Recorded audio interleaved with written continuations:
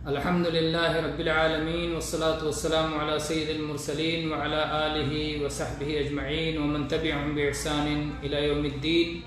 اما بعد۔ گرامی قدر خواتین و حضرات، مسائل جنازہ کے تعلق سے دروس کا ایک سلسلہ تھا، جس میں ہم گزشتہ درس میں اللہ کے فضل سے اس مسئلے پر گفتگو کر رہے تھے کہ جنازہ تیزی کے ساتھ لے کر جانا چاہیے اور اس کے آگے پیچھے دائیں بائیں ہر طرف سے پیدل لوگ چل سکتے ہیں، البتہ اگر کوئی سواری پر جائے تو اسے پیچھے پیچھے جانا چاہیے۔ آج انشاءاللہ جیسا کہ ہم بار بار یہ بات ذکر کرتے ہیں کہ یہ درس علامہ البانی رحمہ اللہ کی کتاب احکام الجنائز و بدعها سے دھیرے دھیرے آہستہ آہستہ پڑھ رہے ہیں۔ اس کتاب میں شیخ رحمہ اللہ نے مسائل پر نمبر لگا دیا ہے، تو ہم 52 نمبر مسئلے تک پڑھ چکے تھے۔ آج انشاءاللہ 53 نمبر اور اس کے بعد کے مسائل ہم پڑھیں گے۔ شیخ فرماتے ہیں، ابھی اس کا ذکر ہو گیا کہ اگر کوئی شخص جنازے کے لیے جنازے میں شرکت کرتے ہوئے جنازے کے پیچھے پیچھے جا رہا ہے تو پیدل جانا اس کے لیے افضل ہے، اور سواری پر بھی جا سکتا ہے، لیکن جنازے سے واپس ہوتے ہوئے واپسی جائز ہے اور اس میں پیدل کی افضلیت بھی نہیں ہے، کسی قسم کی کراہت نہیں ہے۔ اور اس سلسلے میں جابر ابن سمرہ رضی اللہ عنہ کی حدیث ہے، فرماتے ہیں صلی رسول اللہ صلی اللہ علیہ وسلم علی ابن الدحداح ونحن شہود۔ ابن الدحداح رضی اللہ عنہ کا جنازہ نبی کریم صلی اللہ علیہ وسلم نے پڑھایا، اور جابر رضی اللہ عنہ کہتے ہیں کہ ہم سب اس میں حاضر تھے، اور ایک روایت میں یہ الفاظ ہیں کہ اللہ کے نبی صلی اللہ علیہ وسلم پیدل چل کر کے جنازے میں شریک ہوئے، اور تدفین سے فراغت کے بعد ایک گھوڑا لگایا گیا جو کہ لگام سے خالی تھا، ایک شخص نے اسے لگام پہنایا۔ اس کے بعد نبی کریم صلی اللہ علیہ وسلم اس پر سوار ہو کر کے واپس ہوئے، اور گھوڑا آپ کو لے کر کے خرامہ خرامہ چلنے لگا، چھوٹے چھوٹے قدموں کے ساتھ گھوڑا چلنے لگا، اور کہتے ہیں ہم آپ کے پیچھے پیچھے چل رہے تھے، اور ظاہر بات ہے آپ سواری پر تھے، اس لیے صحابہ کہتے ہیں ہم آپ کے پیچھے تیزی کے ساتھ چل رہے تھے۔ ایک شخص نے ذکر کیا کہ نبی کریم صلی اللہ علیہ وسلم نے اس موقع پر وہ صحابی ابن الدحداح رضی اللہ عنہ کے بارے میں فرمایا، کم من عذق معلق او مدلن فی الجنت لابن الدحداح، کہ ابن الدحداح کے لیے جنت میں کتنے ہی خوشے ہیں، کھجور کے خوشے جو ان کے لیے لٹک رہے ہیں اور ان کے انتظار میں ہیں۔ تو ظاہر بات ہے یہ وہ صحابی ہیں کہ جنہوں نے پورا باغ اللہ کی راہ میں وقف کر دیا تھا، خرچ کر دیا تھا، تو اس پر اللہ کے نبی کریم صلی اللہ علیہ وسلم نے ان کے لیے خوشخبری سنائی کہ جنت میں اس کے بدلے بہت ہی زیادہ اللہ تبارک و تعالیٰ کی طرف سے خوشے انہیں عطا کیے گئے ہیں۔ یہ صحیح مسلم کی حدیث ہے، اسے سنن ابی داؤد، سنن نسائی، سنن ترمذی، اور ایسے ہی سنن بیہقی، مسند طیالسی، مسند احمد، حدیث کی بہت ساری کتابوں میں یہ حدیث موجود ہے۔ اسی طرح سے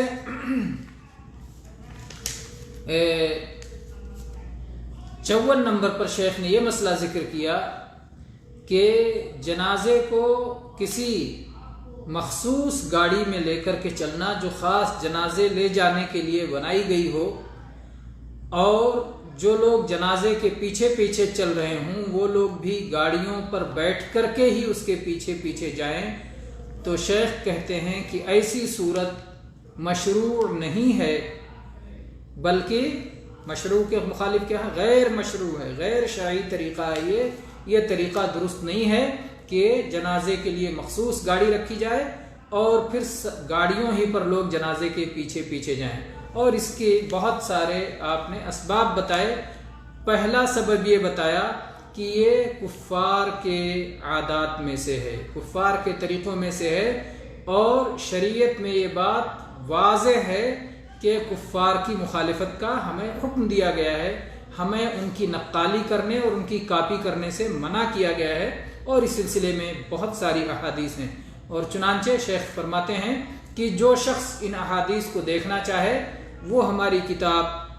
یعنی شیخ کی کتاب حجاب المرأة المسلمہ فی الکتاب والسنہ، یہ کتاب جا کر کے دیکھ لے۔ اس میں مختلف انداز میں کفار کی مخالفت کی بات کہی گئی ہے اور ان کی مخالفت کی ترغیب دی گئی ہے، چاہے ان کی عبادات کا معاملہ ہو، چاہے ان کے لباس کا معاملہ ہو، چاہے ان کی عادات کا معاملہ ہو۔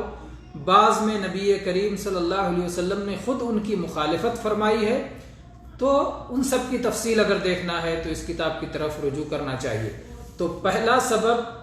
گاڑی کے ذریعے جنازہ نہ لے جانا اور تمام لوگ صرف گاڑی کے ذریعے ہی پیچھے پیچھے جائیں جنازے کے، ایسا کرنا غیر شرعی ہے۔ اس کی وجہ یہ ہے کہ یہ کفار کی نقالی ہے، کفار کا طریقہ ہے۔ دوسری وجہ شیخ بتاتے ہیں کہ یہ عبادت میں بدعت ہے، اور صحابہ کرام اور نبی کریم صلی اللہ علیہ وسلم کی جو عملی سنت ہے وہ یہ ہے کہ جنازے کو کندھوں پر اٹھا کر کے وہ لے کے جاتے تھے، اس لیے وہی طریقہ سنت کا طریقہ ہے۔ اس کے خلاف جو کچھ طریقہ ایجاد ہو جائے وہ بدعت ہوگا، اور ہر بدعت بالاتفاق گمراہی ہے۔ اسی طرح سے تیسری وجہ اس چیز کے غیر شرعی ہونے کی یہ ہے کہ جنازہ لے جانے اور جنازے کے پیچھے جانے کا جو مقصد ہے وہ مقصد فوت ہو جاتا ہے۔ اس طرح سے مقصد کیا ہے؟ آخرت کی یاد آئے، موت کی یاد آئے، دنیا کے زوال اور دنیا کے فنا ہونے کی یاد آئے، جیسا کہ نبی کریم صلی اللہ علیہ وسلم کی حدیث میں صراحت کے ساتھ یہ لفظ آیا ہے، اتبعوا الجنائز تذکرکم الآخرہ، کہ جنازہ کے پیچھے پیچھے چلو، اس سے آخرت کی یاد آتی ہے۔ تو ظاہر بات ہے کیسے یہ مقصد فوت ہو جائے گا؟ شیخ فرماتے ہیں کہ اگر جنازے کو گاڑی میں مخصوص گاڑی میں رکھا جائے گا اور سارے لوگ گاڑیوں سے اور دنیا کے عیش و عشرت کے ساتھ چلیں گے تو یہ مقصد فوت ہو جائے گا پوری طرح سے، کیونکہ جب لاش کو جنازوں کندھوں پہ رکھا جاتا ہے اور لوگ اپنے سروں پہ لے کے اسے چلتے ہیں اور دیکھنے والے ہر طرف سے اسے دیکھتے ہیں، تو ایسی صورت میں عبرت بھرپور ہوتی ہے اور بھرپور نصیحت ملتی ہے۔ اور شیخ کہتے ہیں کہ اگر میں یہ کہوں تو مبالغہ نہیں ہوگا کہ یورپ کے لوگوں نے اپنے جنازوں کو اس طرح سے گاڑیوں سے پہنچانے کا طریقہ کیوں اختیار کیا ہے، اس کی وجہ یہ ہے کہ وہ مادہ پرست لوگ ہیں، آخرت کے منکر لوگ ہیں، تو انہیں موت سے اور موت کو یاد دلانے والی چیزوں سے بہت خوف اور بہت ڈر لگتا ہے۔ تو اس ڈر سے بچنے کے لیے اور موت کی یاد سے دور رہنے کے لیے انہوں نے یہ طریقہ اپنایا ہے کہ جنازے کو گاڑی میں بند کر دیا جائے اور گاڑی آگے آگے چلے اور وہ پھر اپنی گاڑیوں سے پیچھے پیچھے جائیں، تاکہ نہ لاش نظر آئے اور نہ ہی موت کی یاد آئے۔ اسی طرح سے شیخ کہتے ہیں چوتھی وجہ یہ ہے کہ اگر صرف گاڑیوں کے ذریعے سے ہی جنازے کے پیچھے لوگ جائیں گے اور جنازہ کو گاڑی کے اندر رکھ کے لے جایا جائے گا تو جنازے میں شرکت کرنے والوں کی تعداد بھی بہت کم ہو جائے گی، جبکہ جنازے میں شرکت کرنا ایک باعث اجر کام ہے، اور ظاہر ہے کہ اتنے لوگ ہر شخص اپنی گاڑی سے آئے اور ہر جگہ دنیا کے تمام کونوں میں ہر ایک کے اندر یہ استطاعت نہیں ہوتی کہ اپنی ذاتی گاڑی رکھے یا گاڑی کرائے پر لے تاکہ جنازے میں شرکت کرے، تو ظاہر بات ہے جنازے میں شرکت کرنے والوں کی تعداد اس سے کافی کم ہو جائے گی۔ اور پانچویں وجہ شیخ یہ بتا رہے ہیں کہ اسلامی شریعت شکلیات اور مظاہر سے بہت دور ہے، اور یہ شریعت نہایت پاکیزہ اور نہایت آسان شریعت ہے۔ اس لیے شرعی جو تمام احکام ہیں ان احکام سے نہ قریب سے نہ دور سے کسی طرح سے یہ صورت میل نہیں کھاتی، اور خصوصاً موت کے معاملے میں تو یہ کہ موت ہونے کے باوجود بھی لوگ اسی انداز میں گاڑیوں کے ذریعے اور شان و شوکت کے ساتھ، اور جنازے کو بھی شان و شوکت کے ساتھ لے جایا جائے، یہ قطعاً غیر شرعی طریقہ ہے۔ اور اگر اس بدعت میں اس خلاف ورزی کے سوا اور کچھ نہ ہوتا تو اسے رد کرنے کے لیے یہی کافی تھا، جبکہ اس میں بہت ساری خرابیاں ہیں، اور شیخ فرماتے ہیں کتنی اور خرابیاں ہیں جس کا میں ذکر نہیں کر رہا ہوں۔ تو بہرحال یہ رہا مسئلہ کہ صرف گاڑیاں ہی گاڑیاں ہوں جنازے میں، گاڑیوں کی قطار لگ جائے اور جنازہ بھی گاڑی پر جائے، ایسا کرنا غیر شرعی ہے، بلکہ جنازے کو پیدل لے کے جانا چاہیے اور جنازے کو لوگوں کے کندھوں پر اٹھا کے لے جانا چاہیے، البتہ جہاں ضرورت ہو، قبرستان دور ہو اور جنازے کو گاڑی سے لے جانے کی ضرورت ہے اور لوگوں کو اسی طرح سے گاڑی پہ بیٹھ کے جانے کی ضرورت ہے، تو ہر ضرورت کے لیے اسی طرح سے لکل مقام مقال۔ اس کے بعد میں شیخ مسئلہ نمبر 55 بیان کرتے ہیں، فرماتے ہیں کہ جنازے کے لیے کھڑے ہونا منسوخ ہے، جنازے کے لیے کھڑے ہونا منسوخ ہے، اور جنازے کے لیے کھڑے ہونے کا حکم دو طرح سے ہے اور دونوں منسوخ ہے، دو طرح سے تھا اور دونوں منسوخ ہے۔ پہلا حکم یہ تھا کہ جب جنازہ کہیں سے گزرے تو اس کے لیے بیٹھا ہوا شخص کھڑا ہو جائے، اور دوسری صورت یہ ہے کہ جو لوگ جنازے کو کندھا دیں اور جنازے کے ساتھ ساتھ جائیں تو اس وقت تک وہ نہ بیٹھیں جب تک کہ جنازے کو زمین پہ نہ رکھ دیا جائے۔ تو یہ دو طرح کا کھڑا ہونا مشروع تھا، ایک جنازہ دیکھ کر کھڑے ہو جانا اور ایک جنازہ کے ساتھ جانے والے کھڑے رہیں جب تک کہ جنازہ زمین پر نہ رکھ دیا جائے، اور یہ دونوں منسوخ ہے۔ شیخ اس کی دلیل ذکر کرتے ہیں۔ پہلی دلیل علی رضی اللہ عنہ کی حدیث، کہتے ہیں صحیح مسلم میں اور ایسے ہی ابن ماجہ، طحاوی، طیالسی، احمد کئی جگہ روایت ہے اور کئی الفاظ میں ہے۔ تو پہلا لفظ اس طرح ہے کہ قام رسول اللہ صلی اللہ علیہ وسلم للجنازۃ فقمنا ثم جلس فجلسنا، رسول اللہ صلی اللہ علیہ وسلم جنازے کے لیے کھڑے ہوئے تو صحابہ کرام بھی آپ کے ساتھ کھڑے ہوئے۔ علی رضی اللہ عنہ کہتے ہیں فقمنا، تو ہم سب بھی یعنی صحابہ کرام بھی کھڑے ہوئے، کیونکہ نبی صلی اللہ علیہ وسلم صحابہ کے لیے اور تمام مسلمانوں کے لیے اسوہ ہیں، جو آپ نے کیا اسی کی سب اتباع کرتے ہیں سارے مسلمان۔ تو آپ جب جنازہ کو دیکھ کے کھڑے ہوئے، جنازے کے لیے کھڑے رہے جب تک اسے رکھ نہ دیا جائے، تو صحابہ نے بھی اسی پر عمل کیا۔ پھر اس کے بعد نبی کریم صلی اللہ علیہ وسلم نے اپنا عمل تبدیل کر دیا، اپنا معمول بدل دیا، آپ بیٹھے تو صحابہ بھی بیٹھ گئے، ثم جلس فجلسنا، پھر نبی کریم صلی اللہ علیہ وسلم بیٹھے اور پھر ہم بھی بیٹھے۔ تو گویا قیام منسوخ ہو گیا، کیونکہ آخری عمل آپ کا بیٹھنا ہے اور آپ کا پہلا عمل تھا کھڑا ہونا۔ اسی طرح سے دوسرے الفاظ، دوسرا لفظ، یہ تو رہا پہلا لفظ، حدیث کا دوسرا لفظ ہے کان یقوم فی الجنائز ثم جلس بعد، اللہ کے نبی صلی اللہ علیہ وسلم پہلے جنازوں میں کھڑے رہا کرتے تھے، بعد میں آپ بیٹھنے لگ گئے۔ یہ امام مالک کی روایت ہے اور ایسے ہی امام شافعی نے اپنی کتاب الام میں اسے روایت کیا ہے، اور سنن ابی داؤد میں بھی یہ روایت ہے۔ اور تیسری روایت ہے، اس کے الفاظ اس طرح ہیں شہدت جنازۃ فی بنی سلمہ، کہتے ہیں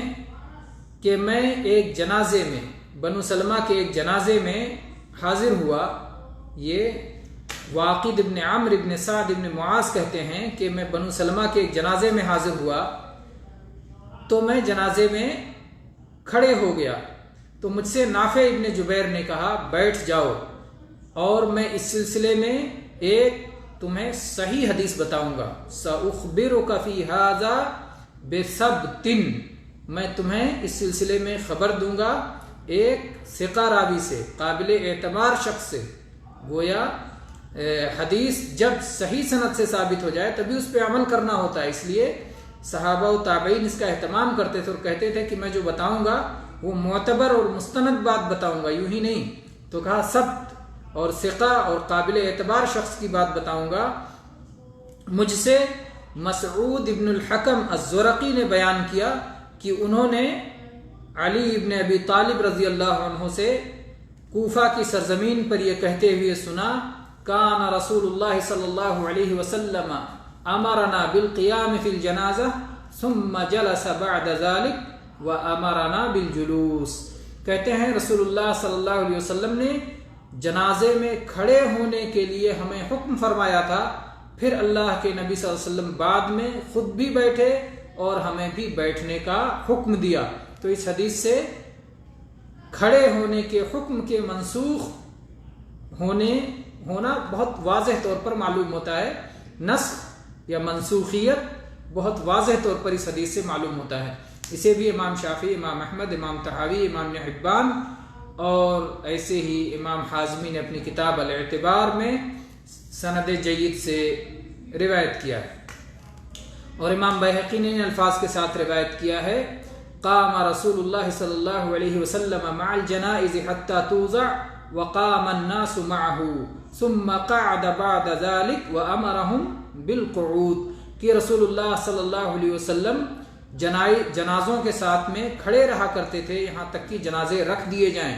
اور لوگ بھی آپ کے ساتھ کھڑے رہتے تھے۔ پھر اس کے بعد آپ کا عمل یہ ہو گیا کہ آپ بیٹھنے لگ گئے اور آپ نے لوگوں کو بھی بیٹھنے کا حکم دیا۔ تو گویا کھڑے ہونے کا عمل دونوں صورتوں میں منسوخ ہو چکا ہے، جنازے کو دیکھ کر کھڑے ہونا یا جنازے کے ساتھ چلنے والوں کا کھڑے ہونا، دونوں اب منسوخ ہو گیا ہے، اور اس لیے جنازے کو دیکھ کر کے کھڑا ہونا نہیں ہے بلکہ آدمی بیٹھے رہے گا۔ اور اسی طرح سے جنازہ کے ساتھ اگر کوئی جائے تو جنازہ کے رکھنے سے پہلے بھی بیٹھنا چاہے تو بیٹھ سکتا ہے۔ اسی طرح سے اس سلسلے میں اسماعیل ابن مسعود ابن حکم الزرقی اپنے والد سے روایت کرتے ہیں، جن کا نام پیچھے گیا، مسعود ابن الحکم الزرقی سے کہتے ہیں کہ میں عراق میں ایک جنازے میں حاضر ہوا، میں نے لوگوں کو دیکھا کہ وہ کھڑے ہیں اور جنازے کے رکھے جانے کا انتظار کر رہے ہیں، تو میں نے دیکھا کہ علی رضی اللہ عنہ اشارہ کر کے انہیں بیٹھنے کے لیے کہہ رہے ہیں اور فرما رہے ہیں کہ ہمیں رسول اللہ صلی اللہ علیہ وسلم نے کھڑے ہونے کے بعد بیٹھنے کا حکم دیا ہے، یعنی کھڑے ہونے کا حکم یہ پرانا ہے، اور بعد کا نیا حکم جو ہے، جو ناسخ حکم ہے، وہ یہ ہے کہ انسان بیٹھ جائے۔ یہ امام طحاوی نے حسن سند سے ذکر کیا ہے۔ اور آخری مسئلہ آج کے درس کا 56 نمبر مسئلہ شیخ نے ذکر کیا ہے، اور جو شخص جنازے کو کندھا دے، جنازے کو اٹھائے، اس کے لیے مستحب یہ ہے کہ وہ وضو کرے۔ جنازہ کندھا دینے والے کے لیے مستحب یہ ہے کہ وہ وضو کرے، کیونکہ نبی صلی اللہ علیہ وسلم نے فرمایا ہے، من غسل میتا فلیغتسل ومن حملہ فلیتوضا، جو شخص کسی میت کو غسل دے تو وہ غسل کرے، اور جو میت کو کاندھا دے، جو میت کو اٹھائے، تو ایسا شخص وضو کرے۔ اور یہ حدیث صحیح ہے، اس سے پہلے یہ حدیث گزر چکی ہے غسل کے بیان میں۔ تو بہرحال یہ آج کا آخری مسئلہ تھا۔ اللہ تبارک و تعالیٰ سے دعا ہے کہ اللہ تبارک و تعالیٰ ہمیں دین کے مسائل سیکھنے، سمجھنے اور اس پر عمل کرنے اور اس کی نشر و اشاعت کرنے کی توفیق عطا فرمائے، اور اسے قبولیت سے نوازے، اور اس کی برکت سے اللہ تعالیٰ ہمارے گناہوں کی مغفرت فرمائے، اور آخرت میں جہنم سے آزاد کر کے جنت میں جگہ نصیب فرمائے۔ آمین۔ وآخر دعوانا الحمد للہ رب العالمین، صلی اللہ علی نبینا وسلم۔